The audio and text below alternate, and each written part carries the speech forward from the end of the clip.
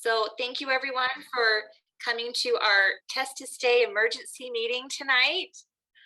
This has been something that we've known in Utah Parents United is going to be coming up, and we've kind of been waiting for our first schools to have this happen because all the pre-work and all the knowledge we've had have not, no one wants to address this issue, right? Nobody wants to say, oh yeah, anybody can go to school and basically the law is basically void because it's stupid. So they are going to push back as hard as they can. So the gaslighting and the lies of if your child doesn't test, they have to stay home is the narrative of the day. That is the narrative you hear everywhere from the lieutenant governor to school districts to health departments, that this is what we are, this is what you have to do.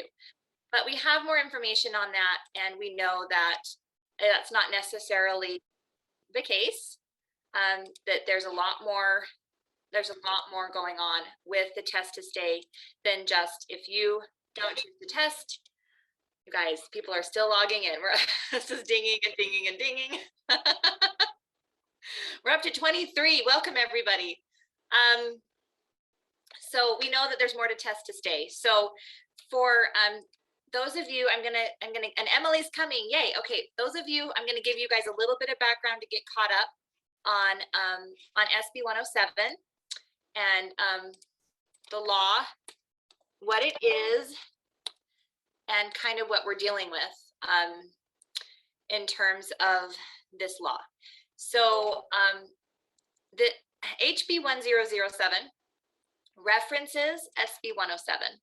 And SB Senate Bill 107 is the in-person prioritization bill. And this is the one that we're looking at for Test to Stay. And Test to Stay is legally required by SB 107 with when certain thresholds are met. So this, I'm just pulling the bill up for you guys right now real quick. Okay, here it is.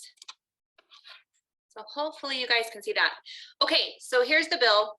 So this was done to keep school districts from shutting schools down whenever they wanted. That was the purpose of SB 107. We had Salt Lake School District, which was just saying, oh no, we have 5 cases, or oh, we're not even gonna do school at all.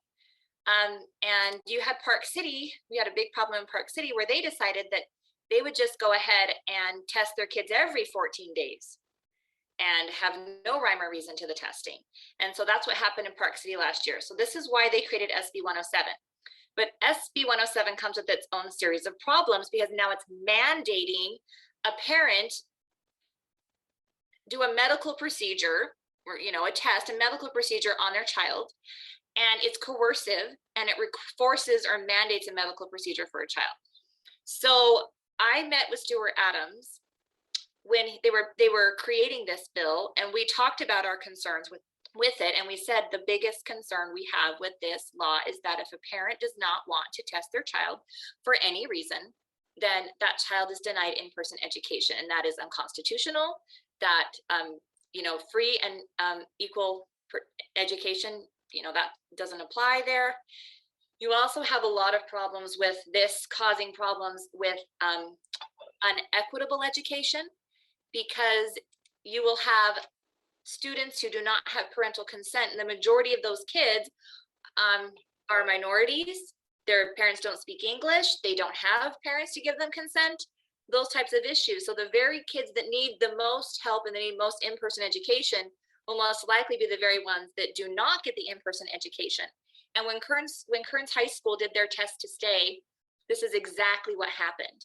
The first day they did Test to Stay, only 70% of the kids tested, and the other 30% were almost exclusively from their at-risk minority underprivileged population.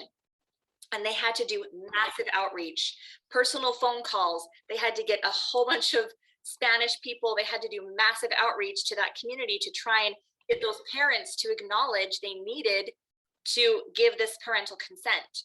And so we brought this up with with everybody and said, you have to make a provision in this bill to allow kids who don't test the ability to have an in-person education. And so, so this is where people know this is a problem. So Stuart Adams said, okay, we will do something about this. And the health department came up with a solution. So the health department last year, in response to the concerns that this was not good legislation, they created a plan where if a school tested and 65% of the kids tested, then the entire school could all go back to class. Because from that 65%, they'd get a good enough idea what the positivity rate was, and they would feel comfortable allowing everyone to go back to school because they know that the school is not at a massive outbreak. So the idea of Test to Stay was always to give the reassurance that it wasn't any worse than it was. So if you have 2% of kids testing positive and then you do the Test to Stay and you find out, oh, it really is just 2%, then you can have everybody come back to school, the negative kids stay home, and then you continue moving forward at the same rate. So the health departments understood this, everyone understood this, and then this year, when SB 107 came out, all of a sudden everything changes, right? There's no 65%, there's no way to not have your child not test. And so this is why, as parents, now that we're facing this situation, we need to be able to push back. So there's a couple ways we can push back. And first is we can demand this, this threshold return.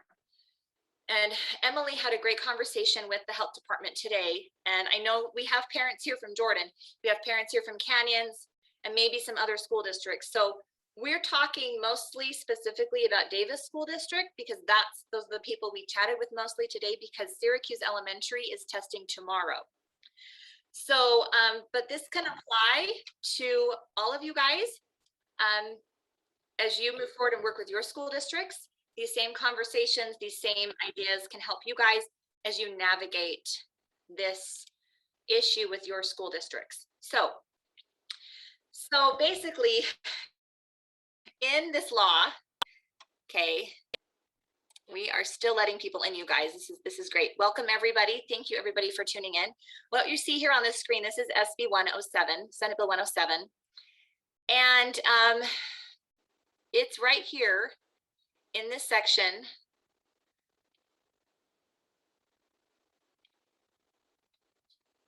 where it talks about Test to Stay.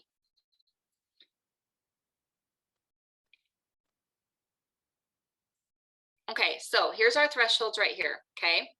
So a school with 1,500 or more students meets the case threshold of at least 2% of the school's students meet the conditions described in this subsection. A school with fewer than 1,500 students meets the case of 30 or more of the school's students meeting this condition. And an LEA may not test a student who's younger than 18 years old without consent. So this describes the threshold that your school has to get to. So we found out today that Syracuse High School is actually, Syracuse Elementary is actually at 4% with the cases they have. They've actually gotten to 4% positivity rate. So that's why Brian Hatch of the health department's concerned about that elementary school. So admitting more people in. There we go. And so, so those are the thresholds. And up here in line 105, this is an important line, you guys. Line 105 right here, it says the Test to Stay program means a program through which an LEA provides testing for COVID-19 students during an outbreak of COVID-19 at a school in order to do two things, right? Identify cases of COVID and allow individuals who test negative for COVID to attend school in person. So that's the description that the bill gives of what the Test to Stay program is. And then down below, it says, these are the requirements. And then now a school has to implement this program, this Test to Stay program.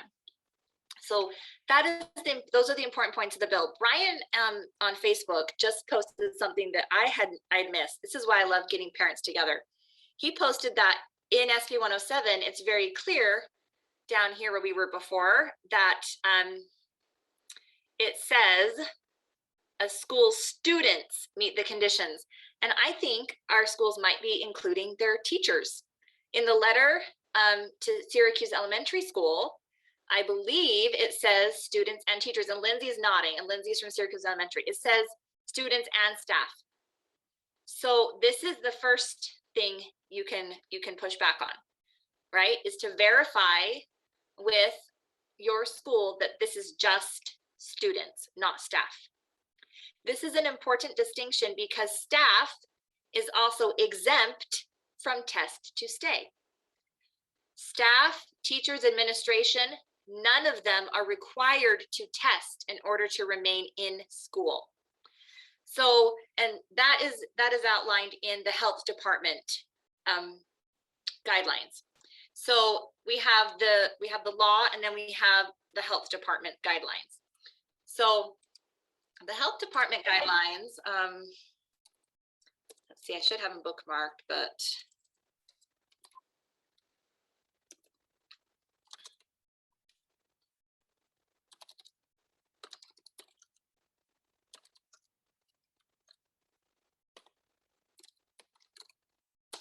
okay. So in the there we go, education coronavirus, you can find the guidelines that the health department gives to the schools here. This is where you can find it. So we're gonna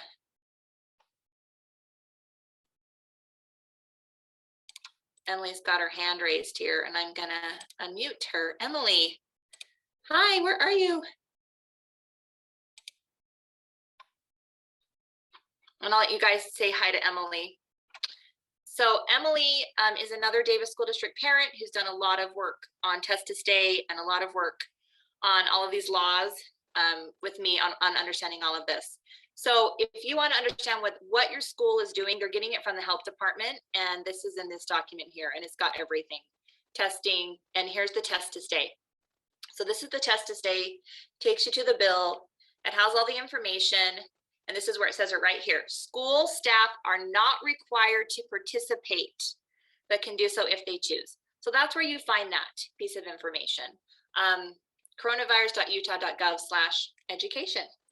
So that's helpful information to know. So first off, make sure they're just counting students, not staff. And now for Syracuse, if they're already at 4%, they probably are counting students, but just for future reference, that's an important distinction to make. Okay, so now we can talk about why why do we think we have a legal precedent in order to fight this? And the legal precedent to fight this comes from a Park City lawsuit. And for you guys to find the Park City lawsuit, you want to go to utahparentsunited.org. Okay, and right on our homepage, yeah, this is going to be great. Come on Wednesday, it'll be awesome. Here it is, school reopening plan. So we did a training similar to this a month or so ago, and we talked about SB 107, and we did this in the training. But this will be kind of a recap of that. And it's right there, Park City lawsuit. So the link to the Park City lawsuit is right there. And look, there's the health department recommendations. Everything you need is right in this handy link. Isn't that nice for all of you? So this is the Park City lawsuit. So this is what I was referring to at the very beginning, where I said Park City was completely out of control, and they decided rather than wait till they had 1% of cases, that they would go ahead and just test all their students every 2 weeks. And so some awesome parents, they filed a lawsuit against the school district saying they couldn't test, and they couldn't do that. They couldn't test every 2 weeks. and they got it dismissed. So hoping to see if Emily can talk about this. I can't get her to unmute.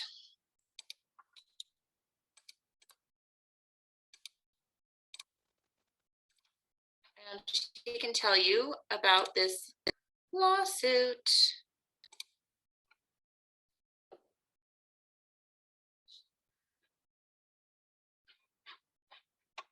Let's see, Emily, are you there? Can you unmute and tell us a little bit about this? Okay, so I don't know why that is not working.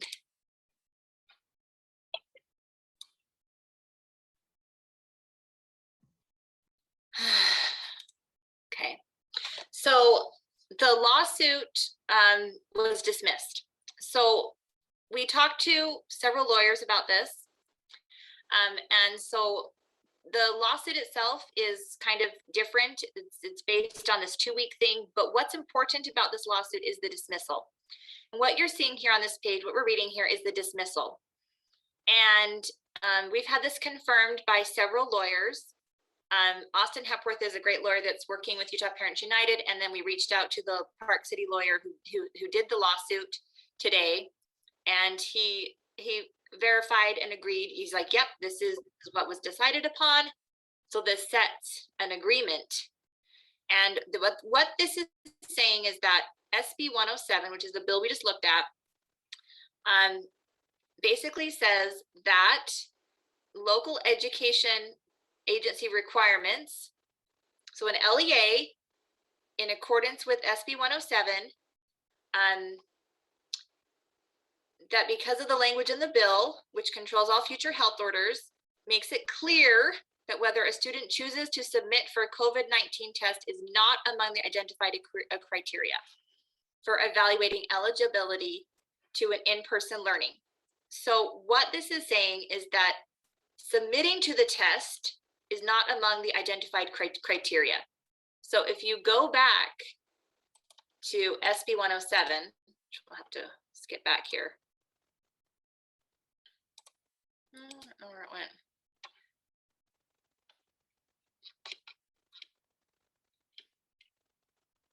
Pull it back up.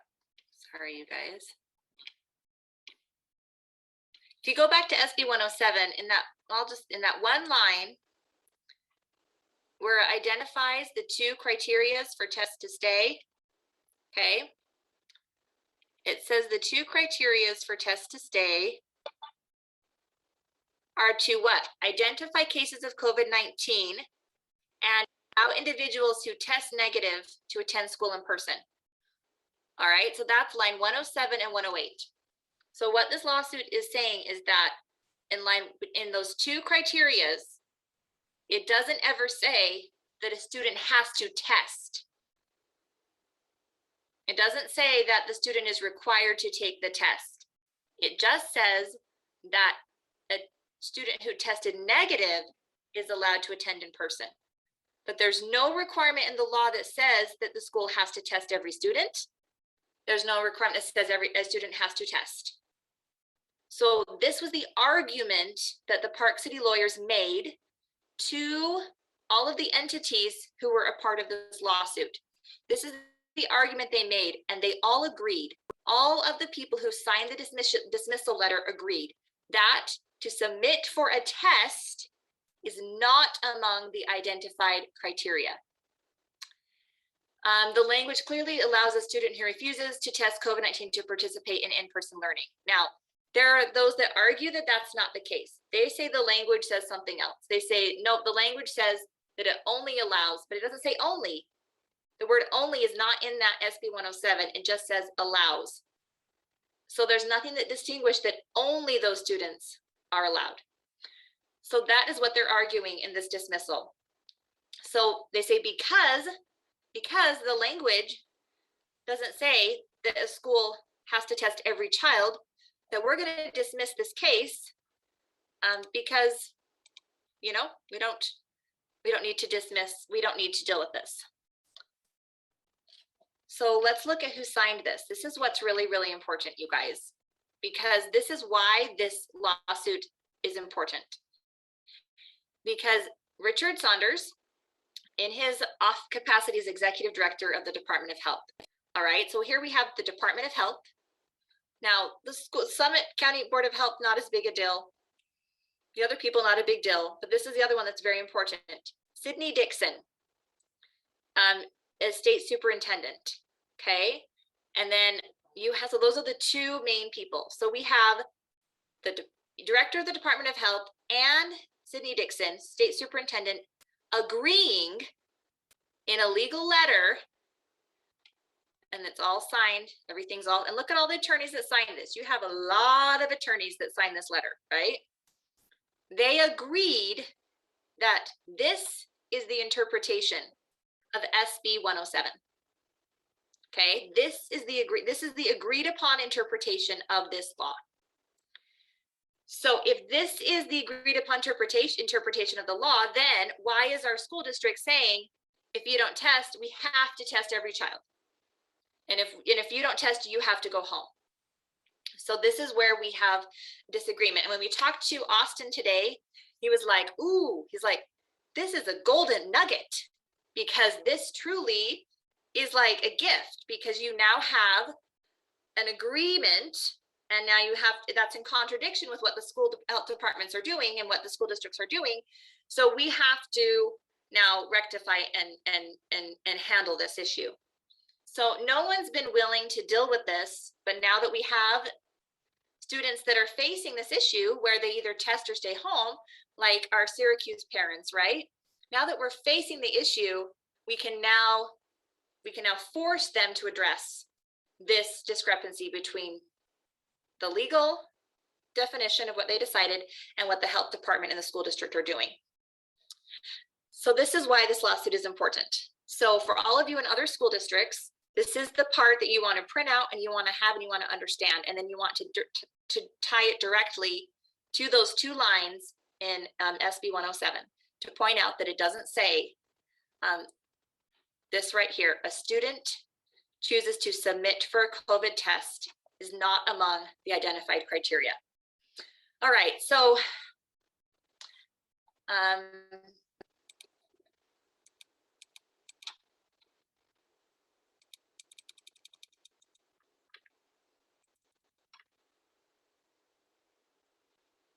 so I'm just still trying to unmute Emily, and it will not unmute her. It is so weird, you guys.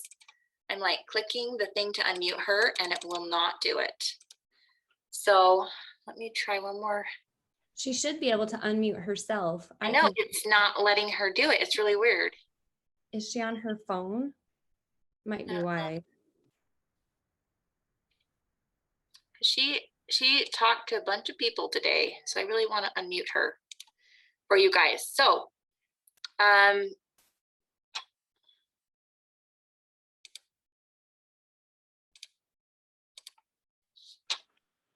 could she try leaving the meeting and coming back? Yeah, maybe it's a or not, something. here's what I'll do. I'll just do this instead. I'm just gonna make her the host. Okay, Emily, I just made you the host, I think. So now you can give your thoughts on this.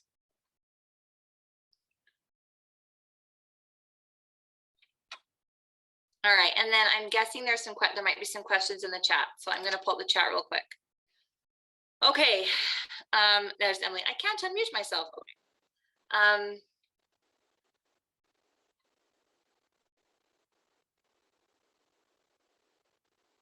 Let's see if that worked.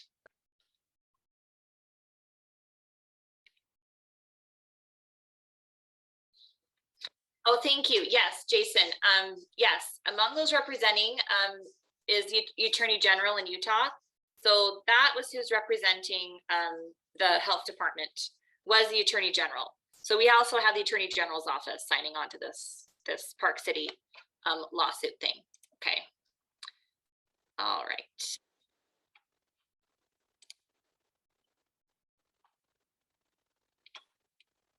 Let's see if that worked.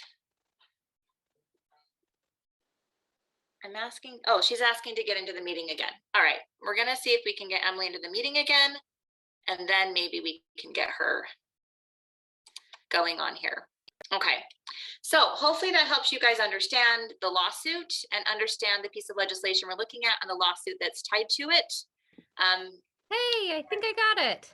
There you Yay! Emily's the expert on the Park City lawsuit. So how did I do, Emily? Really well.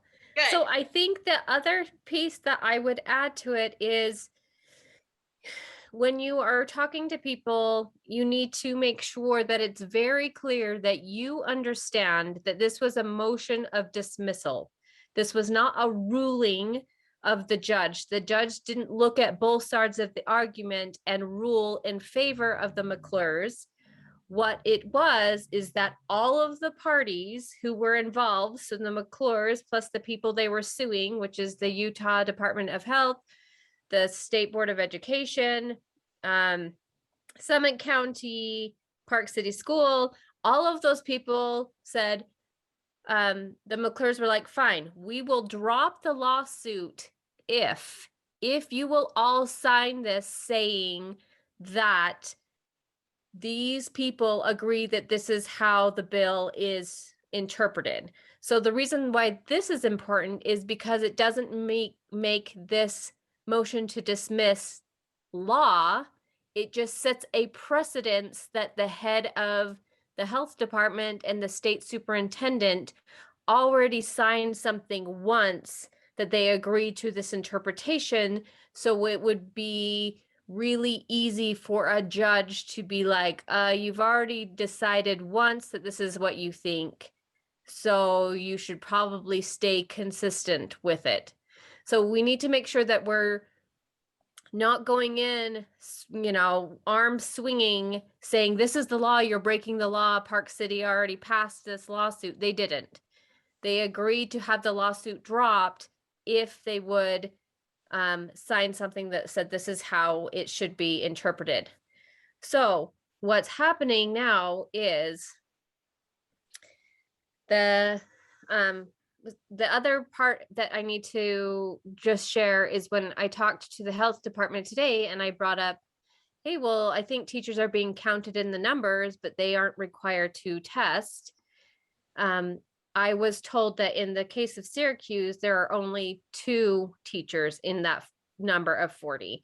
So yes, it's good to find out how many staff are included in that number, but in this particular variant, it seems that it's not like last year where it was more staff than students. It tend to be staff first. This seems to be more students. So we just need to make sure that we're going in questioning, not accusing. I guess that's the way that we have found to be the most effective when we're talking to the people that make decisions, is you go in with questions, not accusations. Okay, awesome. Thanks, Emily. Yep. All right, so does anyone have any additional questions on this lawsuit? I have a question here. Can they say things have changed and we don't feel that way now? Okay, can the health department and can, Sid Dixon and everybody, can they just say, oh yeah, things changed, we don't feel this way anymore, we wouldn't sign on to that now? That's a little sticky. So when we talked to our lawyer today about this, he said that really the only way to dismiss this or to not acknowledge this as an agreement on the interpretation of this law was if there was a piece of information that was missing. Like, I don't know, there was some agreement made or some decision on this or some joint conversation that we aren't aware of. And so we talked to Sid Dixon today. Nicole Mason called and talked to her, and she is so generous in our conversations. We've actually been very grateful to have such a great conversations with the state superintendent. It's actually been really delightful to work with her, which was a surprise to us, but we are absolutely thrilled that we have the ability to call and talk to her about these things. And she acknowledged that yes, this was the agreement. She acknowledged that this was in place. She didn't give anything to indicate that there was a piece of information missing, or this was out of context, or this agreement wasn't somehow on the up and up. What she did do is she deflected and said, yes, however, this needs to be handled by your local health department and your local school district. So this is classic, right? She just took it and deflected it right back to the local school district and to the local health department. So we don't think that they can change their mind. And Jason also talked to the attorney. So thanks for raising your hand, Jason. And he can give his input on this as well. So, all right, Jason, did you get unmuted? Are you good?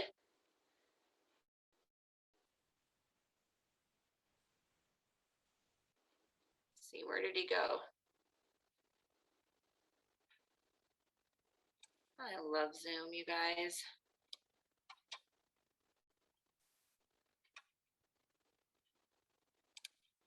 Let me see if I can find, Jason can unmute himself and give us a.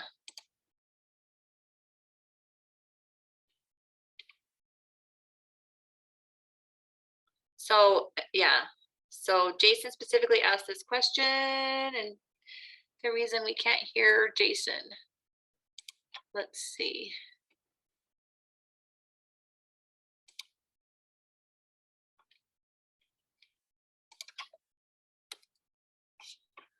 See if we can unmute Jason.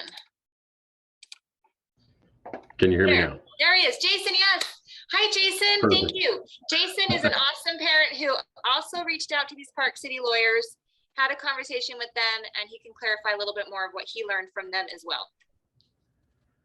So I spoke with Greg Gunn, who was one of the attorneys who took this for the McClures and represented them. And initially it was the same question, was like, what does this mean? What does dismissed with prejudice mean? Is this anything I can do? So I got the same information from their office, that they said, no, this means that a federal judge ruled exactly what you said, that whether a student chooses to submit to test for COVID-19 is not among the identified criteria for evaluating eligibility, and clearly allows a student who refuses to test to participate in in-person learning. We had already pulled that out and sent to Superintendent Newey in Davis an email saying, hey, help us understand, because we see this, I'm not sure if you're aware of it. We did get a response from Superintendent Newey, but they cited House Bill 294 and the test to stay requirements there, which there are no test to stay requirements in House Bill 294, after they consulted with the Davis County Legal Counsel. So when that happened, that's when we reached out to the attorneys and said, okay, now we're going to need to look into this. They said, no, we're absolutely right in our interpretation, and Park City did set the precedent that we could take to Davis School District. And in a follow-up conversation that I had with Mr. Gunn, I said, so what happens if the state legislature says, no, we did clearly intend for this to be a requirement to test to stay, that all students participate? Because he said, really, that's the only thing that could change it, is if the legislature clarified. And he said, even if that happened, having already had a suit, it wouldn't negate what happened in that suit at the time. So that those who had taken the legal action and done this, so like the McClures wouldn't be out if the state legislature decided to revise this bill. Because that was a big concern. And that's part of why we didn't, we were trying to get the Davis School District to revise their letter to parents that they dated on July 30th, that has bolded that, yes, you have to submit to this to be allowed to stay in school. And then the the Lieutenant Governor's statement in the recent presser about COVID, and let me be clear, this is a requirement. And we're wondering, and I'm considering reaching back out to Mr. Gunn to say, does this mean that they're in contempt of court? And again, I think with this not having been a full ruling, as was just said, that may be a little bit of a wiggle room, but they know full well, because they're attorneys from Reyes, Yeah, and we can't see that there's anything but incompetence or intentional misleading. They do have to hold the events. Nobody has to participate in them according to the ruling. And we've tried to fly under the radar and hold off until it was happening to not alert the legislature or the people who are kind of rabid the other way to call their legislatures. Mr. Gunn recommended that we reach out to our representative, which we've done. We haven't really received word back yet from ours. We haven't been aggressive on it because we've been waiting to see what happened, and also to try and connect with other parents who felt the same way. They did mention, so the solution they gave us from their law office was that they would represent us. They didn't tell us exactly what it cost the McClures, but it was over 6 figures. And those costs were not recouped because of the way Utah does that. But because all the legwork has been done, they figured when they got together and talked about it after our initial conversation, he called me back and said they think that for $3,000, they would be able to represent, but that's for a district. And it's about 10 hours worth of billable hours where they would draft letters. They would send as an attorneys representing me or a group of other parents who also wanted to participate, letters to the school board's legal office, and they would support meetings. They would have meetings with the lawyers, and that's where those 10 hours came from. And their opinion is that as soon as lawyers are involved on both sides, things would change at the district level. So that was really kind of where we were at. And when we saw, just last night, right, the thing, all of a sudden now, here's the letters that you got to sign your intent, your permission. I wanted to put it out to this group, and it looked like I was glad to see other people. My wife has done a lot of legwork on this, and we've both been really excited to see so many other people on board. And I think you posted what we sent you. I'm intending to pursue this regardless. Okay. I'm not clear if I do it alone, if it just works for me, like with the McClures, because this didn't, their legal action didn't necessarily cover everyone in Park City, or Summit County. So I'm trying to get as many people as we can, and I'd really, our goal is to have it changed for everybody, so that no one has to submit to this if they don't choose to. I mean, there's a whole nother aspect to it where I don't understand why so many parents are having their children tested. But that's a side note, to have all these positive cases. But everything about it, that's where we're coming from. That's the attorney, or that's the advice we've received so far from Mr. Gunn. They've been very helpful and very willing to work with us. We've got a file with all of the communications we've received and that we've sent back and forth, that they said keep all that and keep everything, keep any phone calls, keep any calls they send out, record the date, put your emails off in other files, and really everyone to do that. Anything you've done with any of your districts, make sure you save all of your correspondence, any robocalls you received, make sure you note the date, the time, the content. If you can record it. Any conversations you have personally with anyone, they say, document minutes, send a follow-up email, have all the documentation you can. And with Deidre Henderson, again, and her statements, I'm not sure what we do with all that and where to take it, but it's again, either incompetence or intentionally misleading. I don't know if there's any other questions. I don't know if there's more to what we had, but we are definitely excited to join up with others. And they said it'd either be a letter with a whole bunch of signatures and representing a whole bunch of names, or each of us would have our own letter from the same law office, and they would get however many letters we have. Okay. All right, thank you, Jason. So I appreciate that, and I love hearing confirmation. When we talked to Darren Nelson this morning. I think we'll work with Gregory. Darren was a little, we're a big organization and we're calling, and I'm sure there was a lot of pressure, right? We're so important.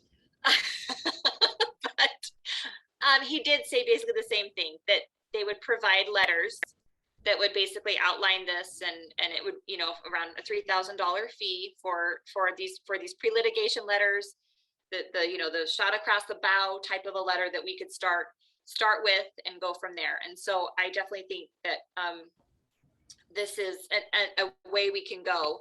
I think that's a very reasonable starting point.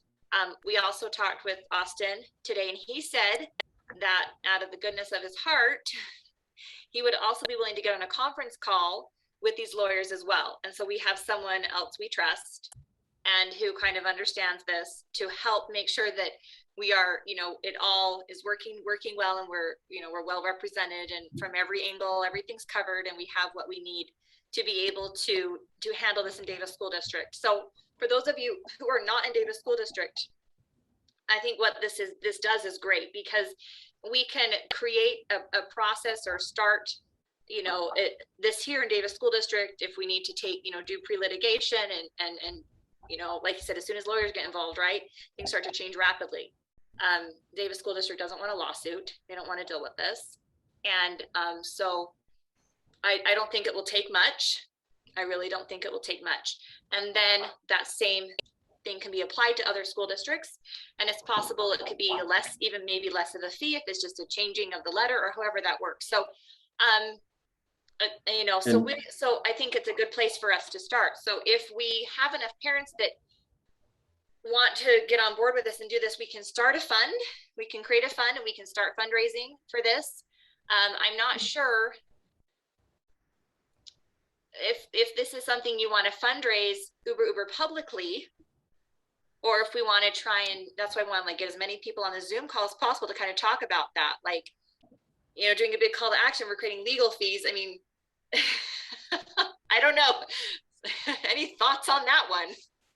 Well, I think it's the same thing as we were concerned about with trying to do the shot over the bow early in the school year. With, are they going to go then get their lobbyists involved and get the do an emergency meeting of the legislature to try and get this corrected? If it becomes a statewide thing, especially with the way the governor's office is treating it, that is a concern. And I think getting it across and getting it as widely done as possible. One thing that I'm fairly certain I understood Mr. Gunn correctly was that the $3,000 would be like a per district type of thing, not a per individual in the district, because it would just be more gathering together on the same legal action. And so he talked to us about deferring the costs by inviting others to join. So that's specifically how he represented it. I don't know what Mr. Nelson was saying, if they're on the same, I would think they're on the same page. They work together, and that's who Mr. Gunn went back to after we talked the first time. Yeah. Okay.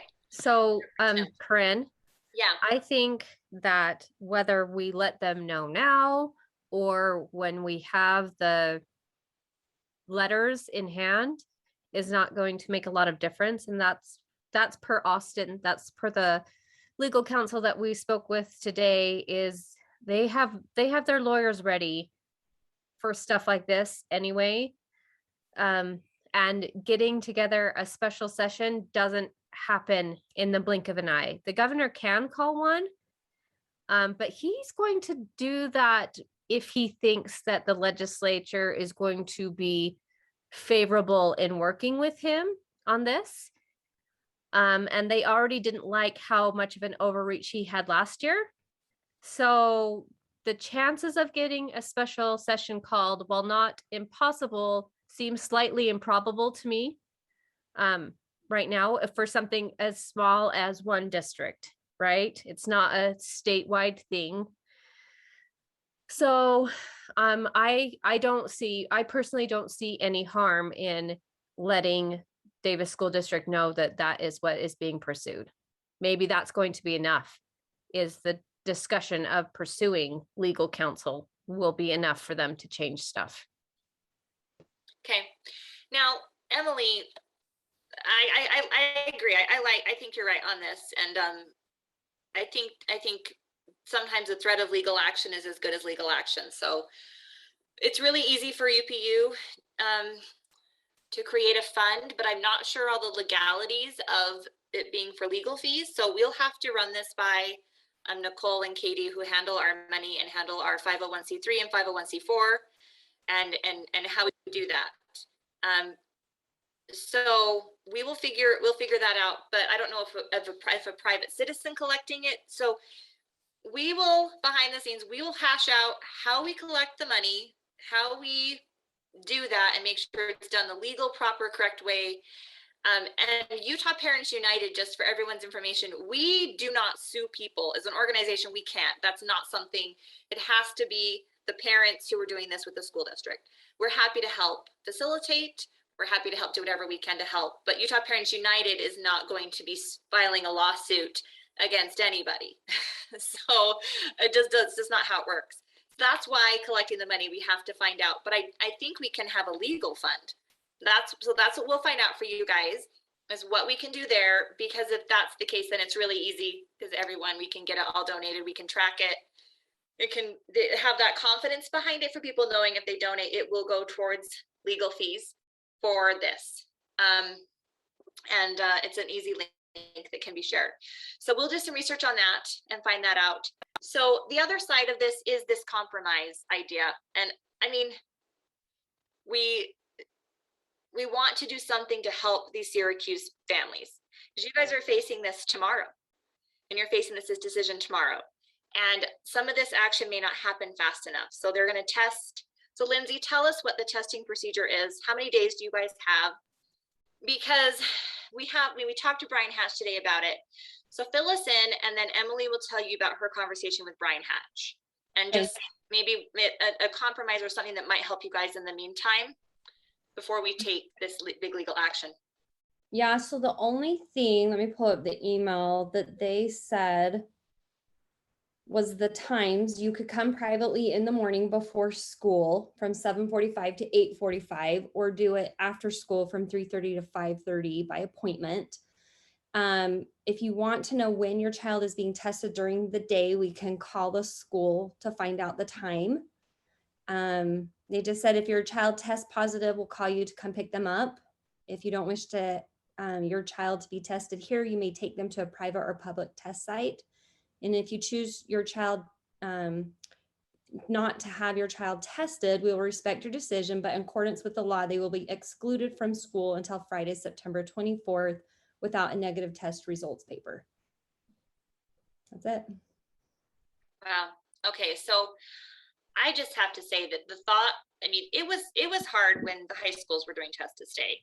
Like I have a high school student, and we talked about it and we discussed it, and what do we do? The test anxiety, and testing in a school, having your school become a medical facility, being taken down by class, by a teacher, having a stranger and stick something up your, like the whole thing is just out of a crazy sci-fi movie, right? Or, and so it was hard to grapple with that with my high school student. I cannot even imagine subjecting I have a first grader and I have a fourth grader, and I can't even imagine subjecting my child to that in their school environment, in their safe space with their teachers and the people that they trust, being subjected to a medical procedure. My kids are nervous when we go to the doctors and they get their temperature taken. Like this is unbelievable to me that this is happening in our schools. This is happening to our kids in a way that violates their learning, their safe learning community in this way. And so my heart just, for me, it's just a very difficult thing.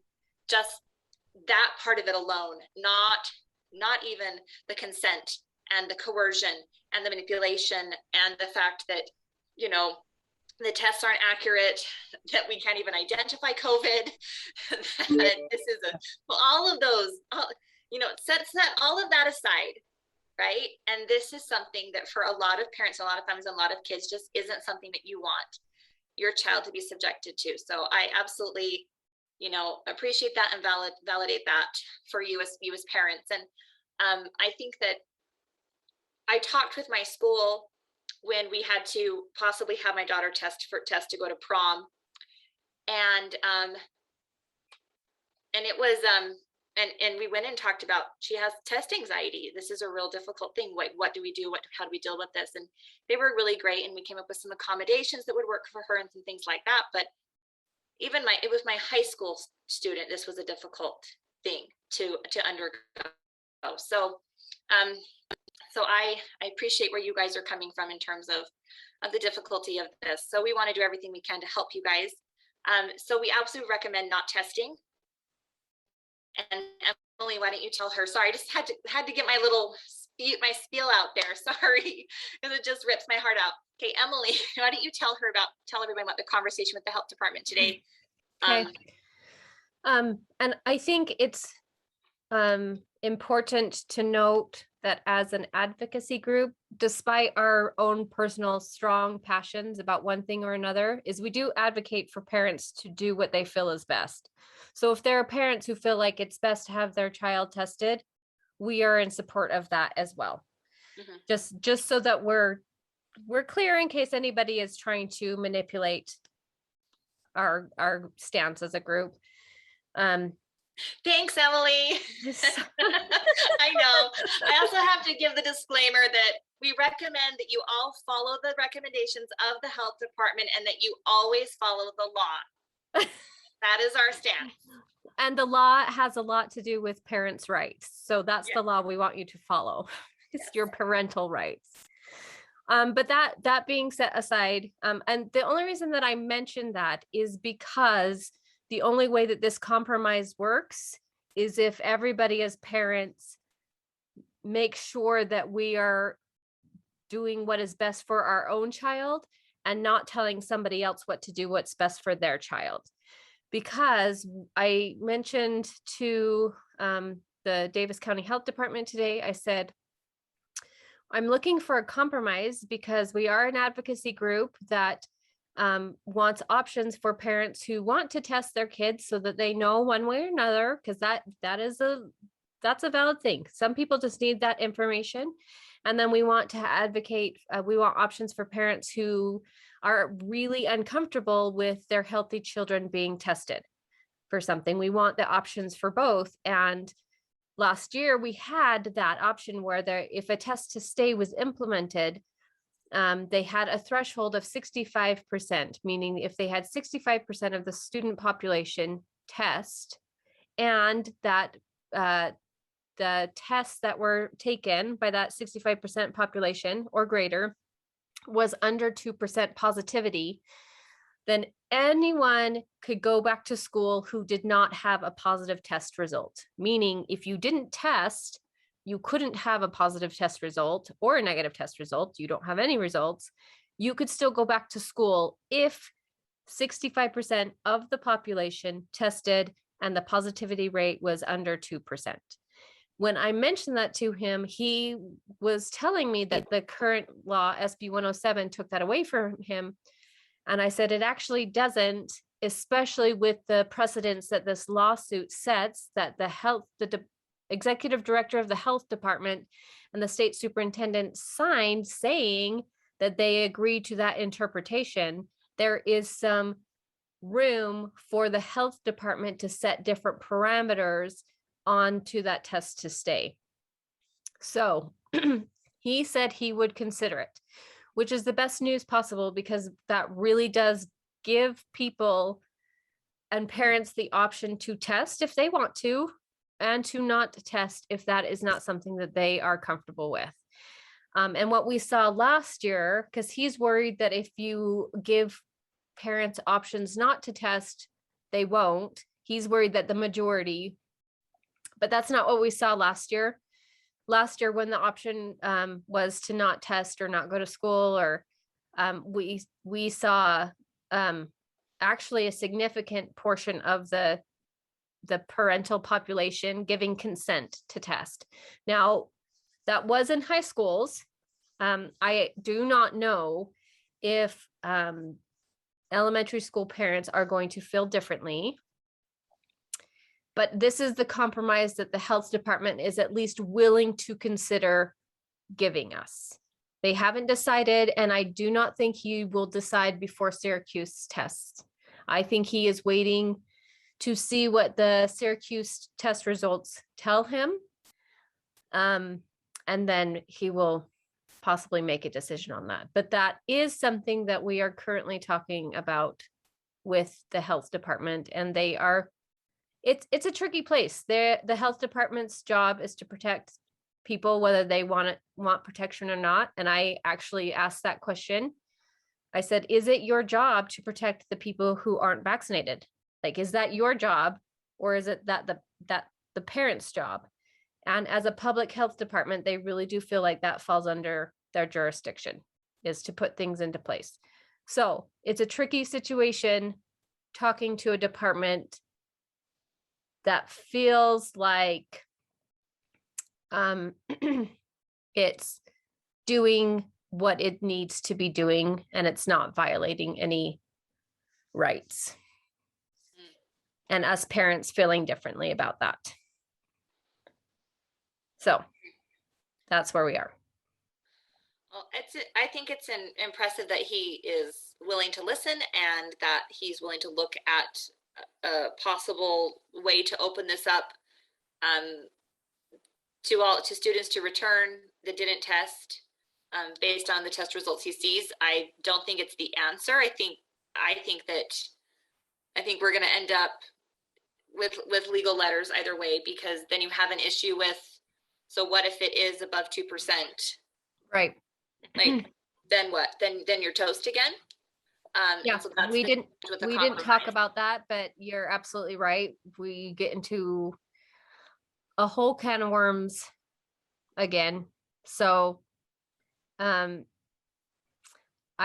do have to say that I do think Brian Hatch from Davis County, he really is honestly trying to find solutions. And that's what he told me. He's like, tell everyone you talk to, I am 100% open to solutions. He said to him, though, telling the health department to stop is not a solution. He doesn't consider that a solution. So, but if anybody has other solutions, which is why he was willing to relook at the threshold, because he felt like that was some kind of a solution. Okay. Well, we know we're fortunate in Davis School District that quarantine protocols, he's not happy about it, but they are not denying children education who are going to school healthy, even after exposure and not wearing a mask. And I think part of the reason that's been not a fight in our district is because we had this conversation with Brian Hatch and we talked to him and we said, there is a compromise. They do a symptoms check and then they go to school.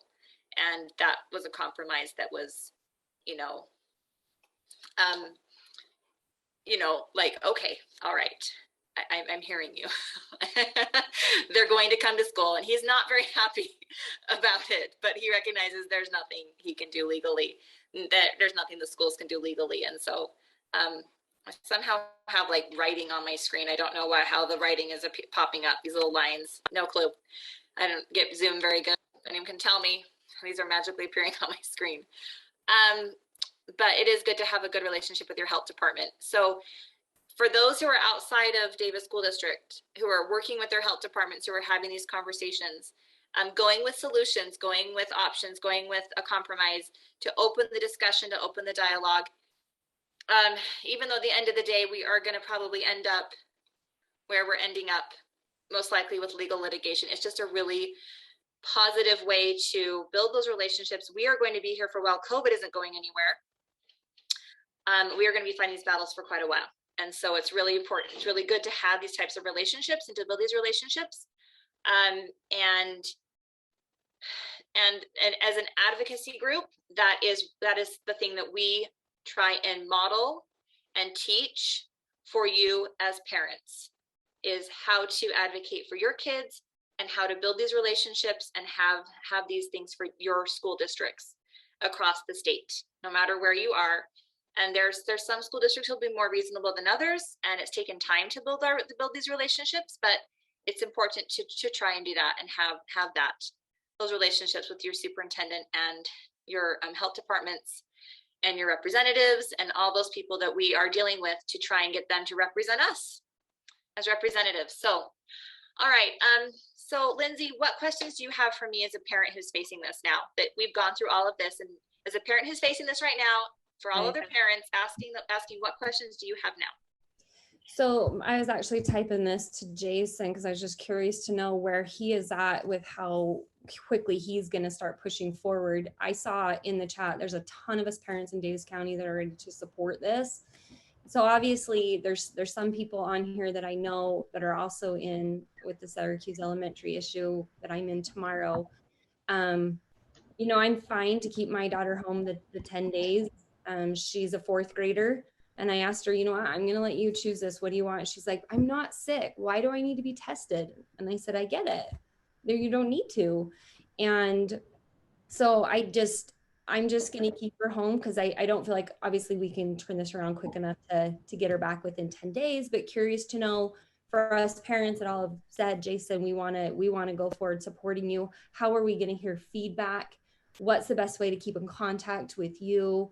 I just want to make sure if there's anything I can do, I can be there to support, but of course, financially be there to chip in and let us all help.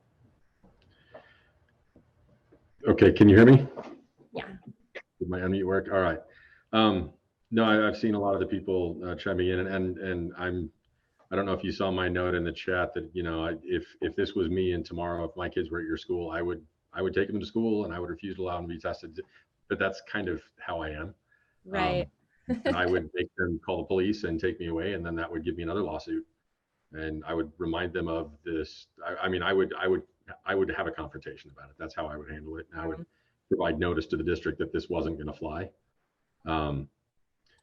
You'd mentioned, you know, that perhaps with the Utah Parents United informing Davis School District or reaching out to Davis School District to let them know that there are parents that are part of this group that are planning to work with the law office that did this before to let them know and to seek legal action regarding these requirements. You know, if that's something that could solve this without having to go to the attorney's office, I'm not sure what the mechanism is there, but I intend to reach back out to Mr. Gunn tomorrow. Okay. And let him know that we are here, that I have other parents, and to ask them, you know, when they would need money, what types of things there are, how it would work if it's a group of us. And so I'm not sure how to coordinate that with you, following up with your attorney and what they think we need to do. In the meantime, I'm available. I'm on Facebook, Jason Largy. There's not many Largys out there, so you can reach out to me. My wife Erica is also very What if we cued in on this and paying a lot of attention. Okay. If it's not something that we can do through Utah Parents United to raise money, Right. and we do end up needing to do this, I can do something on my own to help do that. And once we get, you know, enough people, once we know how many people are interested in helping with that, then we would know what the cost would be. And I would be very open sharing all that. And again, it's going to come down to, how does the attorney's office need that? Do they need everyone to send individually? Do they need me to gather and send? I'll find that information out from the attorney's office. I don't know that right now. Okay. What if we start just a Facebook group chat so everybody on here can reach out to either you or myself, and we just compile and make one group chat on Messenger so that we can all see each other's questions and answer. And I think that will be the easiest way for us to all stay in touch. Perfect.